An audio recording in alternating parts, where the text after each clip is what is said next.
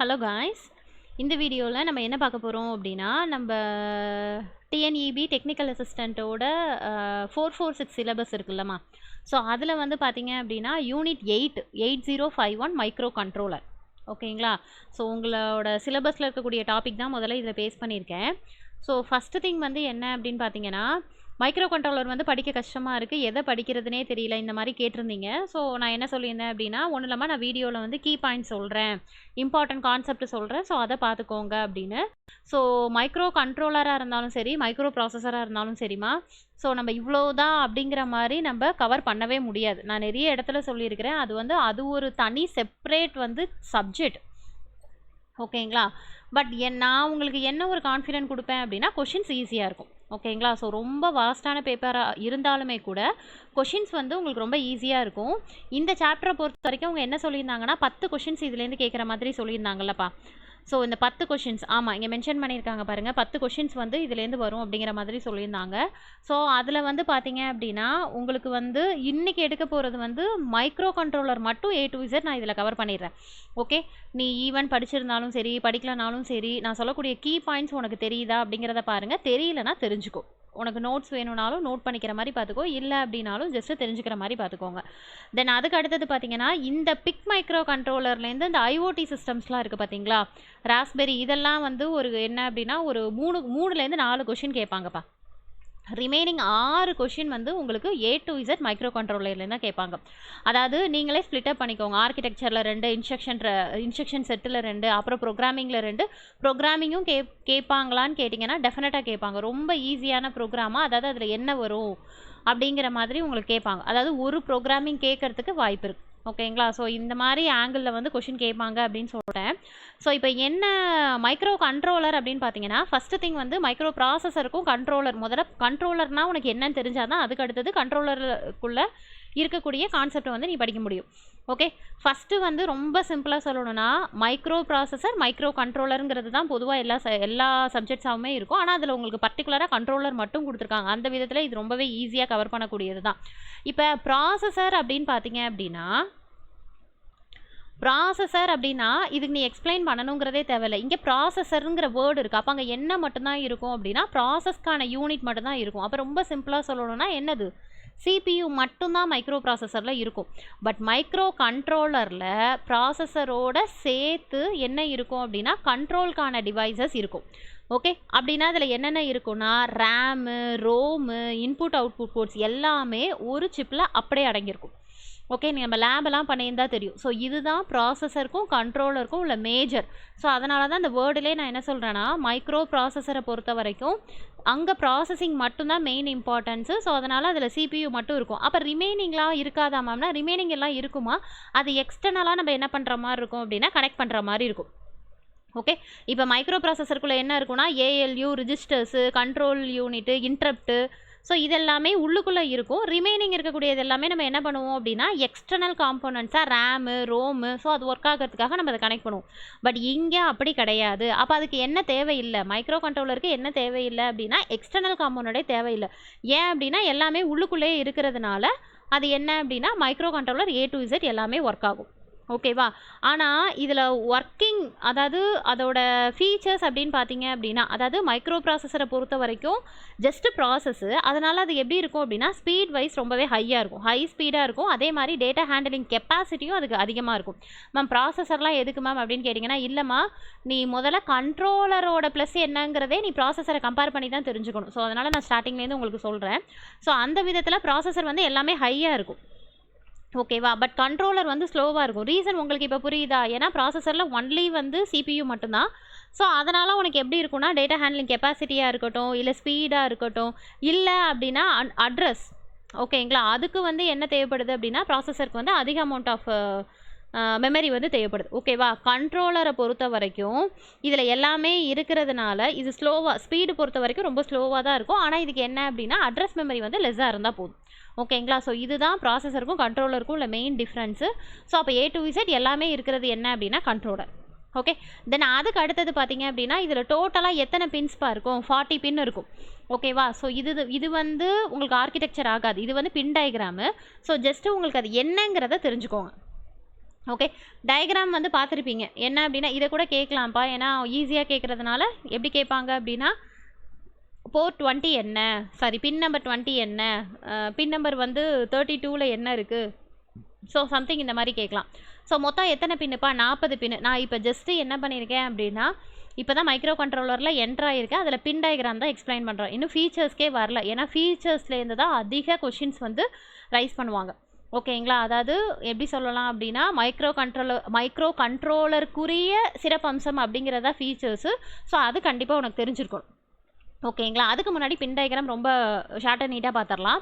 மொத்தம் 40 பின்னுப்பா. 40 பின்னில் 1 to 8 எனக்கு இங்கே டயக்ராம் போஸ்ட் பண்ண முடியல. ஸோ அதனால் நீங்கள் மேபி கையில் சோர்ஸ் ஏதாவது வச்சுருந்தீங்க அப்படின்னா வெரிஃபை பண்ணிக்கோங்க. 1 to 8 வந்து போர்ட் 1 பின்னுன்னு சொல்லுவாங்க. ஓகேவா? அந்த டயக்ராம்லேயே கொடுத்துருப்பாங்க. எப்படி கொடுத்துருப்பாங்க? P1.0 P1.1 அப்படின்னா என்ன அர்த்தம்? ஸோ 1லேருந்து 8 பின்னு வரைக்கும் போர்ட் 1ம்பாங்க. அடுத்து 9th பின்னை ரீசெட்டும்பாங்க. 10லேருந்து 17 வந்து போர்ட் 3 அப்படின்னு சொல்லுவாங்க.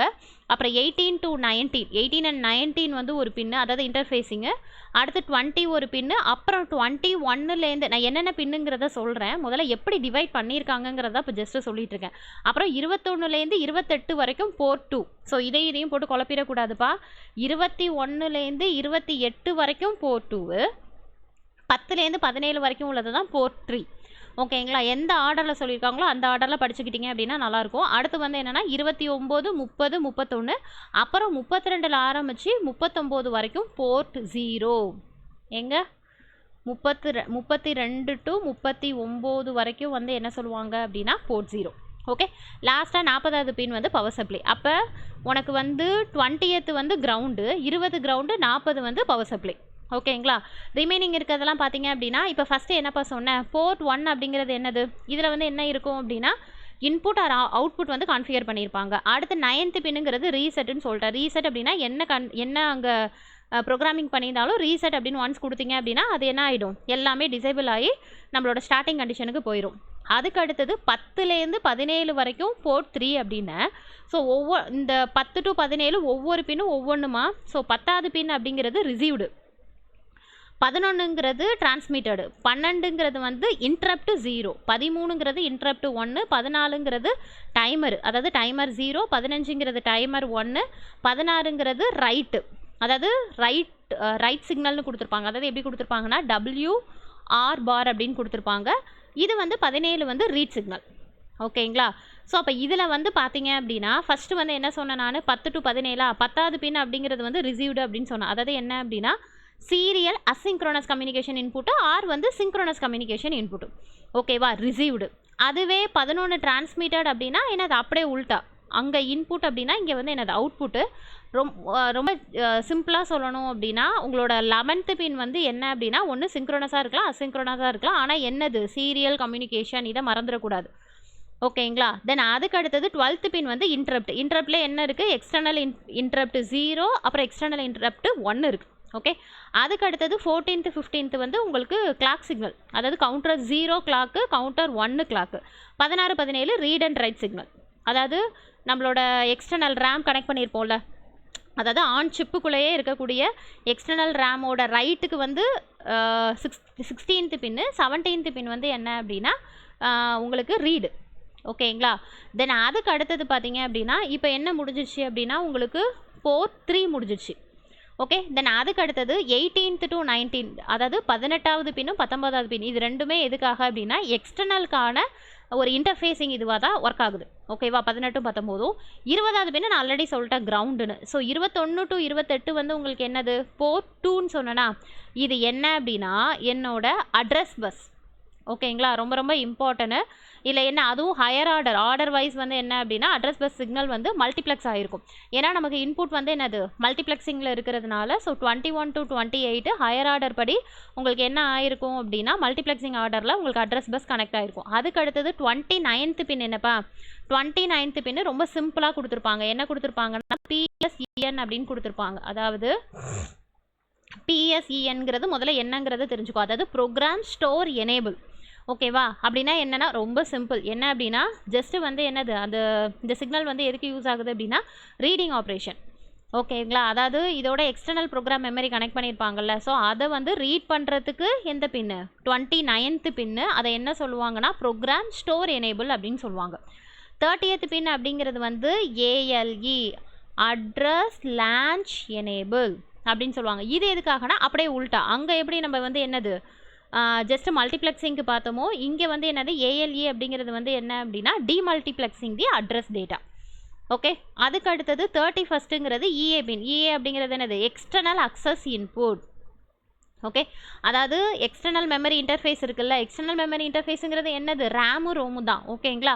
ஸோ அதை எனேபிள் பண்ண டிசேபிள் பண்ண யூஸ் ஆகக்கூடியது தான் EA, அதாவது என்ன அப்படின்னா எக்ஸ்டர்னல் அக்சஸ். அதுக்கு அடுத்தது 32 to 39. இதை வந்து நம்ம என்ன சொல்லியிருப்போம்னா போர்ட் 0ன்னு சொல்லியிருப்போம். ஆக்சுவலாக 32 to 39 வந்து உங்களுக்கு என்ன வந்திருக்கும் அதிலே மென்ஷன் பண்ணியிருப்பாங்க. அதாவது AD 0லேருந்து AD 7 வரைக்கும் மென்ஷன் பண்ணியிருப்பாங்களா? ஸோ அப்போ என்னது ஜஸ்ட்டு இன்புட் அவுட்புட் போர்ட்டை வந்து சர்வ் பண்ணக்கூடியது. இதுவும் என்னது ஆர்டர் வைஸ் தான், ஆனால் என்ன அப்படின்னா லோயர் ஆர்டர், அதாவது 0 1 2 3 அப்படின்னு சொல்லி லோயர் ஆர்டர். அது இதில் என்ன எதை வந்து சர்வ் பண்ணும் அப்படின்னா உனக்கு அட்ரஸ் அண்ட் டேட்டா பஸ் ரெண்டையுமே சேவ் பண்ணும். எந்த ஆர்டரில் இருக்கும்னா மல்டிப்ளெக்ஸிங் ஆர்டரில் இருக்கும், அவ்வளோதான். 40th பின் அப்படிங்கிறது உங்களுக்கு பவர் சப்ளை பின். ஓகேவா?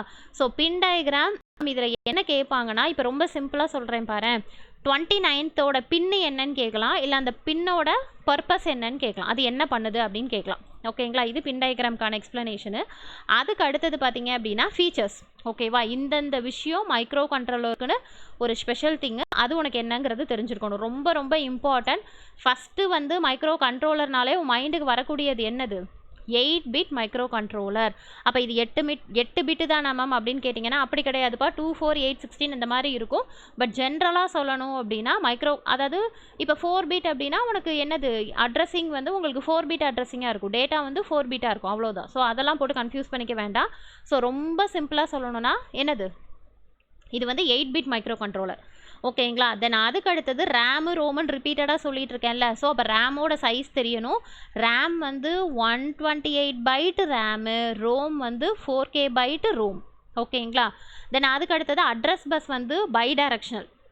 ஓகே, பை டைரக்ஷனல்னால் என்னது 2 டைரக்ஷனல், அதாவது உள்ளேந்து வெளியே வெளியேந்து உள்ள அந்த மாதிரி. ஸோ பை டைரக்ஷனல் அது வந்து உங்களுக்கு பார்த்தீங்கன்னா 16-bit அட்ரஸ் பஸ்ஸு.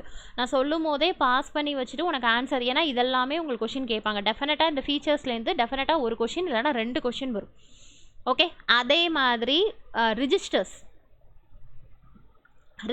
வந்து பார்த்தீங்க அப்படின்னா உங்களுக்கு 32.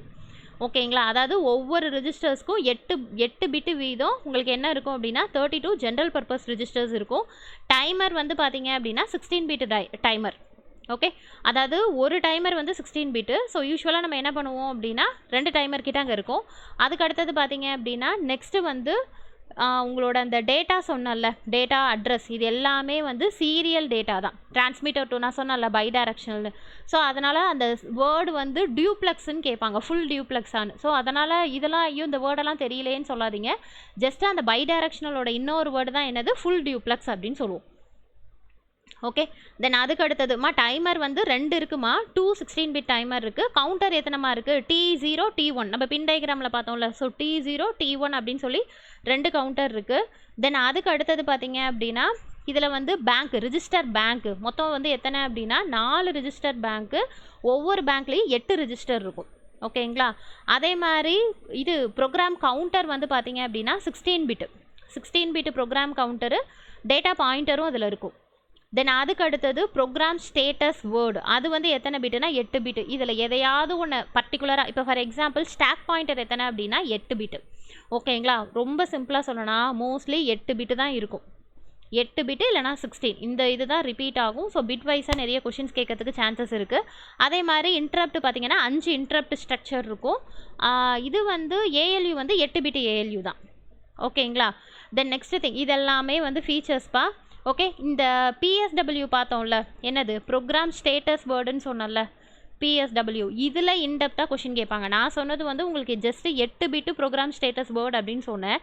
அதில் என்ன இருக்குது அப்படின்னா அதில் 8 ரிஜிஸ்டர்ஸ் பார்த்துருப்போம்லப்பா. என்னென்ன ரிஜிஸ்டர்ஸ் பார்த்துருப்போம், உங்களுக்கு ஒரு டயக்ராம் போட்டு கொடுத்துருப்பாங்களே, POV RS0 RS1 F0 AC CY. So இதை நல்லா பார்த்துக்கோங்க. இது வந்து என்ன அப்படின்னா ப்ரோக்ராம் ஸ்டேட்டஸ் போர்டில் இன்டெப்த்தாக உள்ளுக்குள்ளே இருக்கக்கூடிய 8 ரெஜிஸ்டர்ஸ். ஓகேங்களா. தென் அதுக்கு அடுத்தது இப்போ ஜஸ்ட்டு நான் என்ன சொல்லியிருக்கேன் அப்படின்னா அதனால தான் நான் என்ன பண்ணிட்டேன் அப்படின்னா மைக்ரோ கண்ட்ரோலரோட A to Z important key பாயிண்ட்ஸை இந்த வீடியோவில் ஃபுல்லாக கவர் பண்ணிடலாம் அப்படின்ட்டு. ஓகே, ஏன்னா ஷார்ட் பீரியடாக இருக்கிறதுனால டீட்டெயிலாக கிளாஸஸ் எடுக்கிறத விட கீ பாயிண்ட்ஸாக நம்ம கொடுத்தோம் அப்படின்னா நீங்கள் ரிவிஷன் பண்ணுறதுக்கு ஹெல்ப்ஃபுல்லாக இருக்கும் அப்படின்ட்டு. ஓகே, தென் அதுக்கு அடுத்தது இப்போ நம்ம என்ன பார்த்தோம் அப்படின்னா மைக்ரோ கண்ட்ரோலர்னா என்னங்கிறத சொல்லியிருக்கிறேன். ப்ராசஸருக்கும் கண்ட்ரோலருக்கும் உள்ள மெயின் டிஃப்ரென்ஸ் என்னங்கிறத சொல்லியிருக்கேன்.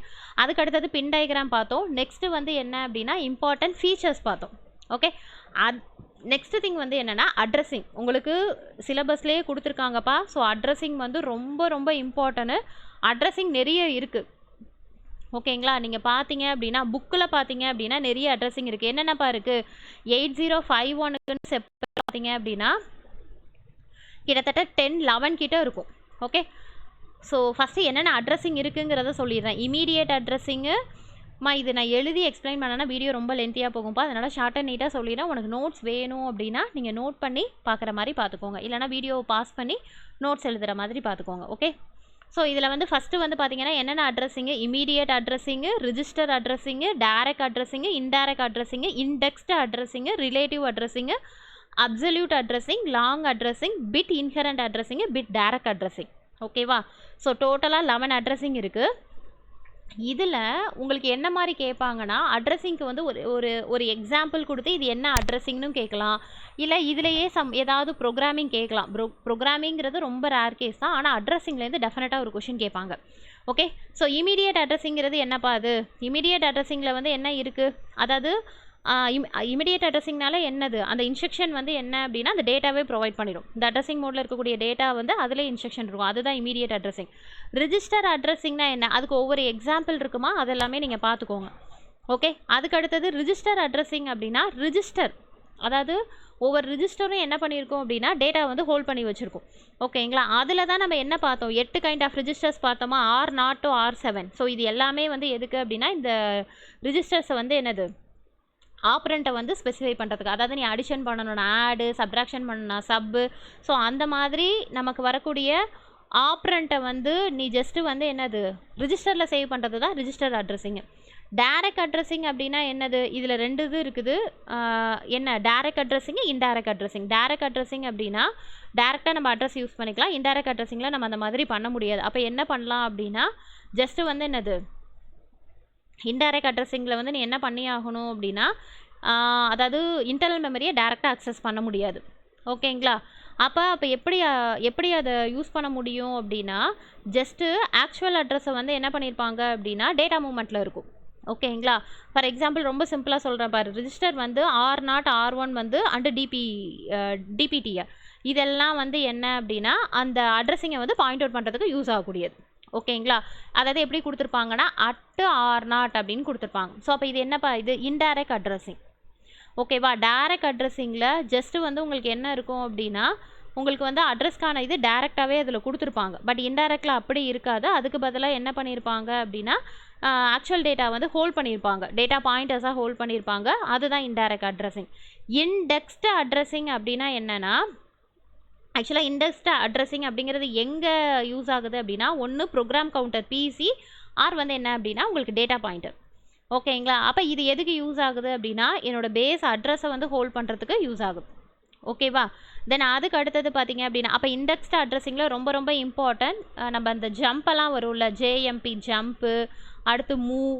ஓகே, ஸோ இந்த இன்ஸ்ட்ரக்ஷன்ஸ்லாம் எதில் வந்துடும் அப்படின்னா இண்டெக்ஸ்டு அட்ரஸிங்கில் வந்துடும். ஓகே, தென் அதுக்கு அடுத்தது பார்த்தீங்கன்னா ரிலேட்டிவ் அட்ரஸிங். அதாவது இப்போ உங்களுக்கு ரொம்ப சிம்பிளாக சொல்லணும்னா 8051னா உங்களுக்கு என்ன அப்படின்னா இமீடியேட்டு, ரிஜிஸ்டரு, டைரக்டு, இன்டைரக்டு, இண்டெக்ஸ்டு, இம்ப்ளாய்டு. ஓகேங்களா. பட் புக்கில் உங்களுக்கு எப்படி கொடுத்துருப்பாங்கன்னா ரொம்ப டீட்டெயில்டாக கொடுத்துருப்பாங்க. அதில் தான் உங்களுக்கு என்னென்ன வரும்னா relative, absolute, long addressing, bit inherent, bit direct addressing. ஓகேவா. ஸோ இது நீ என்ன தான் ஃபுல்லாக கவர் பண்ணாலுமே உங்களால் என்ன பண்ண முடியாது அப்படின்னா இந்த அட்ரஸிங், ஏன்னா நம்ம என்ன படிப்போம், எக்ஸாம்பிளுக்கு ஒன்று தான் படிப்போம். பட் அவங்க வந்து ஈஸியாக தான் கேட்பாங்க. ஓகேவா. அதனால் நான் என்ன சொல்ல வரேன் அப்படின்னா அட்லீஸ்ட் டச் பண்ணி வச்சுட்டாது போங்க. ஒவ்வொரு அட்ரஸிங்கான எக்ஸாம்பிளையாவது டச் பண்ணி வச்சுட்டு போங்க. ஓரளவு நமக்கு ஐடியா கிடைக்கும். ஓகே, ரிலேட்டிவ் அட்ரஸிங்னா என்னப்பா? ரொம்ப சிம்பிளாக சொல்லணும்னா அது கண்டிஷனல் ஜம்ப் இன்ஸ்ட்ரக்ஷனுக்கு யூஸ் ஆகக்கூடிய அட்ரஸிங் தான் ரிலேட்டிவ் அட்ரஸிங். அப்சல்யூட் அட்ரஸிங் அப்படிங்கிறது வந்து உங்களுக்கு அதிலே இருக்குது பாருங்கள், என்னது? ஏ ஜம்ப்பு, ஏஜேஎம்பி அதுவும் சொல்லலாம். இல்லைனா அப்சல்யூட் கால் சொல்லுவாங்கள்ல, கால் இன்ஸ்ட்ரக்ஷன். ஸோ இது எல்லாமே வந்து உங்களுக்கு எதில் வரும் அப்படின்னா அப்சல்யூட் அட்ரஸிங்கில் வரும். இது வந்து இன்ஸ்ட்ரக்ஷன் வந்து என்ன இதில் இருக்குன்னா எல்லாமே இது வரைக்கும் பார்த்தது எல்லாமே பிட்டு வைஸ் தான்ப்பா. இதில் வந்து 2 பைட் இன்ஸ்ட்ரக்ஷனாக இருக்கும். ஓகேங்களா? ஸோ இதை கூட கேட்கலாம்.